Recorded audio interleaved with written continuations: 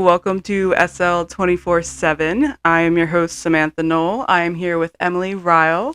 She is our Sean's Room Coordinator, and she is a current graduate student. Welcome. Thank you for having me. So we're going to jump right in. We have 7 questions for you in about 24 minutes. Okay. And we want to get to know a little bit about what you do. So the first question is going to be, who are you? Who am I? Who am I? Okay, so name's Emily Riale. I am a grad student at Wilmington University.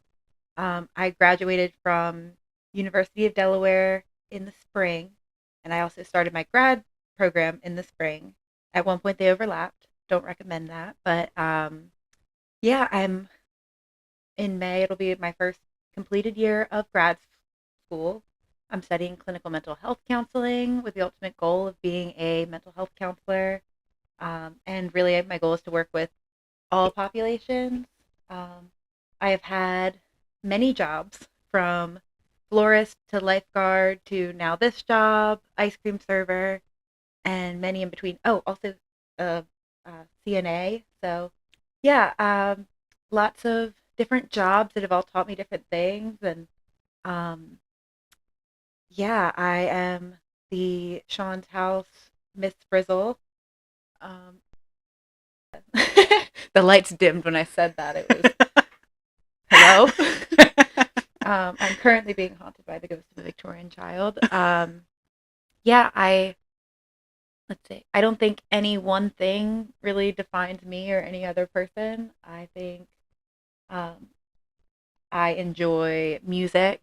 I can talk to anybody about music, and I love to travel. And yeah, I like having fun. I think that's what we're put here on Earth to do. So that's my pageant answer. I love that. So a little bit more about what you do. You are kind of the boots on the ground of Sean's house. Yeah, So these are the boots. yeah, those are the boots. So you go around from room to room, which we have 3 right now. We have one at the Soon to be warehouse. 4. Soon to be 4. We have one at the warehouse in Wilmington. We have one at Salesianum High School, Mm-hmm. and we have one at St. Mark. So could you tell us a little bit more about that experience? I think that you are like a walking example of what we aim to do at SL24. Well, thank you. That's high praise. Yeah. But yeah, so each of these locations is so different. And really, my job is to adapt to what all of these locations need. So I little bit of like background for like why I wanted this job. I was a peer here, and I heard that they were going to St. George's at some point, which should be opening relatively soon. Your alma mater. Yes. And so I had a really hard time when I went there. Yeah. I was struggling with my mental health, with chronic pain, and I just had hit a really low point, and I felt like there wasn't really much to help me with that there when I went to that school. So I had talked with some people around the house about getting involved with the rooms, and lo and behold, this opened up. But I don't go back to high schools because I loved it and that's when I peaked. And I go back because I want to help teens who struggle with high school. It's such a big transition for so many adolescents, and so many of them feel like they are alone with their struggles and are just they don't know that life isn't supposed to be this hard yet. And so ultimately, I'm trying to open up conversations with them that I wish someone had had with me sooner.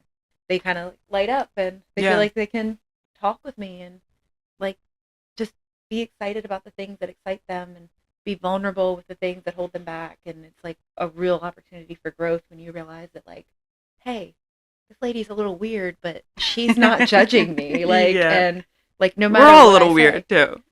we're Yeah. kooky, Yeah. and I love that. Okay, well, thank you for that. We're going to move on to question number 2 now. What has been a lock in your life? Ooh, um, I think there's been many, but I think one that kind of bleeds into my life still is chronic pain. Mm-hmm. So, for context, I was diagnosed with fibromyalgia when I was 14 years old. Oh, wow. And I had experienced it even before that, but it takes a while to diagnose, and especially when people usually develop fibromyalgia when they're like later in life, like middle aged. And Mm-hmm. so there was a bunch of different experiences I had with doctors, and um, a lot of people like invalidated my pain and my experience. And so I had doctors telling me that I just wanted to get out of school, which I did want to get out of school, but that was not the reason that I was there. And my In pain pain, yeah. was real. And so it took a while for me to get diagnosed. And then once I was, and I realized, wait, so you're just going to give me this label and you're not going to like cure it. There's no band-aid or medication you can really give me at this Mm-hmm. point. And so that was really hard for me. And for a minute there, I think I really kind of let myself feel it and just be like, oh my God. For me, it was like, I wanted them to help me. I wanted doctors to be able to fix Yeah. me. And that fix label is one that I still have to help a lot of people like grapple with because we're not broken. Mm-hmm. But I had remembered what life was felt like before I was in pain. But now I just turned 23. It's like I'm starting to forget, what life feels like without this like pain. And so coming to terms with that was something that really helped me. Mm-hmm. And just acknowledging this is my body. This is what my body can do. And this is what doesn't feel good. And so it was hard as like a 14, 15-year-old and just like being a teenager and telling my friends like, hey, I don't want to go out tonight. Like my bones hurt. Yeah. And I say bones, but it's my muscles. But it was isolating because I had just kind of like felt like some granny who was like, no, I'm going to stay in and watch Jeopardy. But like, it was like, Yeah. that was what felt right for me. And I, I have reached this point that I hope other people can reach if they live with any sort of chronic ailment where, we don't have to feel good all the time, but we can accept that there are still so many beautiful things that our body can do. Yeah, so it is a lock because some days it's worse than others, but that's where I'm at with that at this moment. Yeah. That's beautiful. Thank you. Okay, well, thank you. That brings us to question number 3, which is do you believe there's a mind body connection and how Hmm. does that work? Well, yeah, that actually feeds really well into my last answer because there is absolutely a mind body connection. And I'm kind of known around Sean's house for like talking about it because, like, whether it's like about trauma being stored in our hips and ways to release it, and just about how my experience with fibromyalgia has led to my realization that they're like physical health, mental health, they're all connected. Like it's all one like unit. So my fibromyalgia was literally caused by a buildup of anxiety from like as young as like 7. Mm-hmm. Like I would just experience this like heavy anxiety and I didn't know what it was. Mm-hmm. And so the accumulation of just a tension in my shoulders that wouldn't release and like a jaw that wouldn't unclench so bad that like my back teeth are like non-existent at this point. I just Mm-hmm. like ground them down. It's all of that tension built into my body to where now my mind doesn't understand that like I can relax. Mm-hmm. It doesn't understand that I don't need to be in pain. I've rewired my brain from Mm-hmm. anxiety. And so many people are at risk for the same happening to them. It's like this stress is quite literally killing people. It's so just, it sounds simple, but just like if you're watching this, participate in this, just like take a second. Like, is your jaw clenched? Where are your shoulders? Mm-hmm. Can you relax like 10% right now and just let your body feel a little bit loose? Like, where are you holding that tension? Because we walk around with that tension all the time and it builds. And like, I'm like a living example of like how it like can rewire your existence. Mm-hmm. And so if you have the chance now to just, hey, what if I have a little reminder on my phone for every hour? Just, I unclench my jaw. I take a moment of mindfulness to say like, where am I at in my mind and in my body? And can I release a little bit of this tension right now to do my little self a favor, Yeah. Like, how's my posture right now? Like, just Yeah. kind of things like that. Just like let go. Absolutely. Thank you for that. Question number 4. Who or what has been a lighthouse for you in your mental health journey? Mm, got a couple. This feels like my chance to shout some people out. But so really, okay, so a big thing is this organization. Mhm. Like I had heard about this organization from my high school teacher, Marty Cunningham, who she's involved in the board. And I had just started kind of like volunteering and doing like COVID checks when this place was like kind of being built and we were fundraising. But I transferred from Dell Tech. I had tried to save whatever money I could on tuition, and so I took as many courses as I could for free. But then when I transferred to UD, I was like, oh, I don't really know people here, and everybody already has their little friend groups, and like, where do I fit into this? And I lived off campus anyway, so coming here and doing this peer training program was my opportunity to find connection on campus. And, even though I probably wasn't like the most like talkative at first, it was just kind of like I'm existing with fellow people my age and I'm just this place feels safe to me. Mhm. And that had a level of importance that I couldn't understand even in that moment. But I realize now that it was like this bigger like thing in motion that had led me here that really now gives me purpose and reminds me that I'm in the right field. And just everyone here, like if you guys who are listening have not been to Sean's house for some reason, like I implore you to come in because I at first was like, why is everyone so nice? Like did, We are. We was are this a very setup? nice. Like, well, and it's like I was almost skeptical because I hadn't experienced something like that. And like, so it was like, I was like, there's no way these people are like that genuine, right? And Yeah, it like turns it's a out like, show. Like, yeah, yeah. but they are. And I realized like being part of like the peer training program, it was like, oh, like I see that each one of these people cares. And, like we're not in other spaces like in coffee shops or just like walking around the campus, we're not given the opportunity to really be like, hey, how are you? I Mhm. see you. And so this is like a space where you come in and people are given like a space to be that person and receive that energy. And it's just so like, it is authentic. It's not like, oh, hey, we noticed you didn't say, hey, how are you to people. There's a quota we have to meet. It's like, Yeah. hey, you're genuinely Happy to like see you. we're Yeah. happy like it means that our message is spread and that someone came in here, whether it's to pet a dog, to get a cookie, or to talk to someone. Like our message is getting out there and that's genuinely something that excites us. Yeah. But so this organization, everyone on the teams, like it's so awesome and funny and has just been such a light in my life. Question. The next question we're gonna move on to. If you could give one piece of wisdom or knowledge to someone who is struggling Mhm. with their mental health, what would that piece of wisdom or knowledge be? Oh, I have so many. Okay. What So what helped you most when you were first going through? so I'm going to this piece of advice I was like given, or I think I like read it somewhere, but it really resonated with me. And I tell so many young, especially young girls, but I think a lot of young men can hear this too. Never have a wishbone where your backbone should be.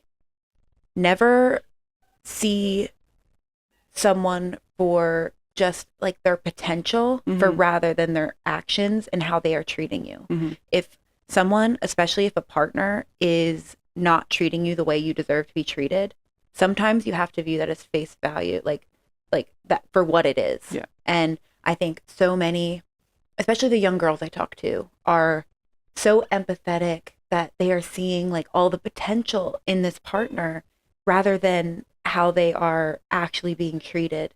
And I have to tell them that. And or whether it's like with friendships and just things where you can't just spend your life hoping that people will change. Yeah. Sometimes you have to just take it for what it is. And it's hard.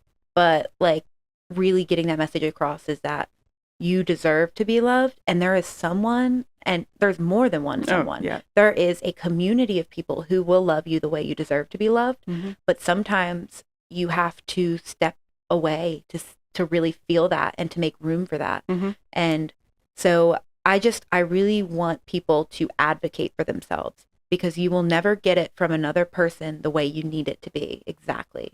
You know yourself better than anyone and like you owe it to yourself to show people how to treat you.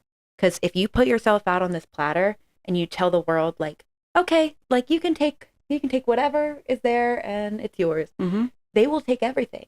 The Yep. world doesn't know to leave a little space for you or leave a little bit of room for self-care. That's you. That's you who has to say, I need this for me if I want to help anybody. Mm-hmm. So you have to know yourself and your boundaries. And it's okay if it looks messy when you first start implementing it. Yeah. Oh my God, I'm like big on saying the word no, but I still haven't quite figured out how to say it in like a clean cut, like no, thank you. Sometimes they're just like, no. No is a sentence. No is a sentence. And the right people will see the best in your intentions. Yeah. So, no.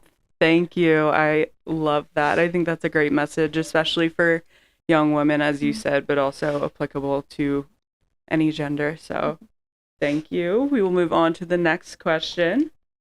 If you are helping a friend, what are the top 3 things you like to do to support them?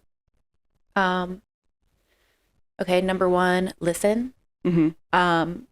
That's a big thing. Like with the counseling, I'm learning like Active listening. Active listening. Yeah. And I used to be the kind of person people come to, and it's like, now what do I do? Yeah. Or I used to even like go a step above and just automatically be thinking that they wanted me to fix things. That's not the case. Sometimes it's really just let me hear you. Mm-hmm. Saying it out loud is sometimes half the battle. It's just like, let me say this and not be alone with this information. Yeah. And then asking people how they want to be supported. Mm-hmm. Do you want someone to just listen? Do you want to workshop some ideas? Do you like need a distraction? I'm good for that too. Yes. And, and I guess like the third thing is like following up and having these hard conversations. And I think a lot of people might live with regret about not having some conversations that are heavier because they make us uncomfortable. Mm-hmm. But, one thing I have learned and have realized about my own behavior is that sometimes discomfort keeps us from really talking about what matters. Mm-hmm. I like hope you wouldn't mind me saying this, but like with my boyfriend, he has lost both of his parents, and his experience with grief was isolating because people don't know what to say. Mm-hmm. And you don't have to know the perfect thing to say, but sometimes you just need to be there. Yeah. And you need to be there to listen. And just sometimes we have to push through that discomfort to just make a person know that they're not alone. Yeah. And I now see him doing that for other people, and I think it's like one of the most beautiful things. And yeah. I can only like hope to be as half as supportive as he is to people in his life. So yeah, that's incredible. Thank you. We'll move on to the next question, and then it'll be our final question. So the final one, I don't know what it's going to be. Yep, it's a big surprise. The next question is, what are some of your favorite coping mechanisms? Mm-hmm. A big one is sometimes you're just not going to solve your problem if it's late at night. Yeah. Sometimes you just need to sleep. Sometimes sleep will give you the clarity you need. Mm-hmm. So if you're able to just be like, okay, I won't solve this tonight, I'm going to sleep, go to sleep. Another thing that has quite literally saved my life is music. Yeah. So many artists have used their lived experiences to write music and to verbalize and like make art out of what you're feeling. And so when I find like for me, it's like Joni Mitchell or like Mm-hmm. Tom Petty. There's so many artists who Yes. just pour their soul into their work, and it makes me feel seen. Yeah. Like, ladies, if you are ever experiencing a breakup or someone is just like, or you're just melancholy, you owe it to yourself to listen to Joni Mitchell's Blue album. But for me, it's like, it's music. It's artistic expression, or even like physical art, and someone poured their heart and soul into this medium and is putting themselves out there to say like, take it. Like, and I think that's one of the beautiful things about life is art. And yeah. Okay, question number 7 comes from your Newcastle County bud, Chandler Morale. 302. Yeah. 302. That is exactly what he would have said. And Newcastle is very specific. It's not a county. It's a like actual like area. It's a town. It's the town. It's town of Newcastle. If you're from Newcastle County, but you live in Bear, you're from Bear. You're not from Newcastle. Yeah. Thank you for my TED Talk. My TED Talk, yeah. And Chandler writes, How do you find hope and meaning in life? Mm. I find hope and meaning in life by looking at the next generation that I work with, um, and really talking with any person one on one. I think we can tend to be like, oh, this next generation's cooked. Like Mhm. they're you have assumptions that you make about like maybe like what the digital media is doing to our brains, Yeah. but ultimately I've seen an uptick in empathy and in just people caring for one another, and there is beauty to be found if you look for it. Mhm. And I also um like I worked with the elderly before, so like silent generation and also like baby boomers, like all of them, like I worked with, and I also found hope in talking with them too. Mhm. I think we also tend to like have this like generational war thing going on, Yeah. like, oh, millennials versus Gen Z, or like, oh, the boomers are It's doing very this. And isolating yeah, it is and like isolating. divisive. And my mom had like sent me like a reel that said this, but like it really just shifted how I looked at like our relationship and just parents and everyone. It's just everyone is living life for the first time. Mhm. We're all new to this. Yes. And like when I viewed my parents in that way and I got to heal and like just like look at them like, oh, like This is her first time doing everything my too. God, my mom like was 19 when she had my brother. She was like 20. She was my age now when she had me, her Yeah. second child. So it was like, oh, if someone were to hand me a baby, I wouldn't be perfect right now Yeah. either. And so like giving that space and grace to the people around you and giving them room to grow and just like, oh, there's so much beauty if you just like see it and like Yeah. let yourself feel it and find it in someone. I think I learn from every single person I talk to, and it's there is hope everywhere. And this is also coming from a person who at one point like really had no hope for the world in the future. And Mhm. so it's almost like emotional to like realize that I have it now and I see it, and it makes me want to make other people see it too, Yeah. and just invest in your communities and the people around you. And sometimes that means disconnecting from like nationwide what's going on and Yeah. just the big picture. And sometimes it means like just look within your communities, look at who you are in your interactions with your peers, Or and can you make a strangers. difference there? And strangers, Yeah. yeah. Tell someone like you like their outfit when you like their outfit. Tell like open the door I'm a for big fan of someone. that. Yeah. Yeah. Oh my God. I love like something about like turning 21. It's not the drinking, it's like talking to people at bars. Yeah. Like I love asking couples how they met. Like there's like a light that Yeah. comes into their eyes and you can see that it makes them remember why they love each other. And Yeah. just yeah, just asking people about themselves and showing interest. And oh, like it broke my heart that there's so many like lonely seniors out Yeah. there right now. And so if you're able, just like take the time to like show interest in them and just like make someone feel less alone. Mhm. Um, Yeah. because in a way that's helping you too. Like you're learning from these Yeah. people and you're connecting, and that is way more valuable than you can ever understand. Yeah. So I guess it sounds like human connection is Hmm. your driving factor with your hope. Yeah. Hope in that we're not cooked. We're like there's There's good hope. in the world. Yes. It And there's also like some really messed up things, and you but can't turn a blind eye no, either, you but shouldn't. finding meaning in those smaller Mhm. connections and mundane things that we experience every Yeah. day can really make or break your life because Hmm. life is the little moments. It's not Yeah. yeah, the big moments count too, like Mhm. if you're graduating or if you're going off to college, but the little day-to-day things and how you treat strangers is really really important. Yeah, and so many people, I'm assuming like listening to this and just like being part of this like organization, it's like usually it's like you have all this empathy and you don't know what to do with it.